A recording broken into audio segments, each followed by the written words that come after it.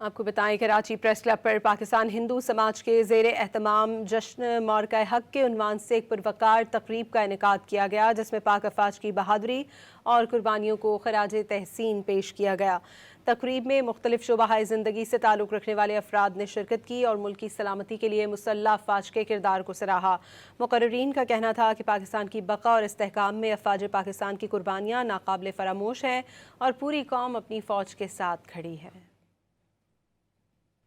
आपको बताएं Karachi press club पर पाकिस्तान हिंदू समाज के ज़ेर एहतमाम जश्न मौरका हक के उन्वान से एक पुरवकार तकरीब का इनेकाद किया गया, जिसमें पाक अफवाज की बहादुरी और कुर्बानियों को खराज तहसीन पेश किया गया।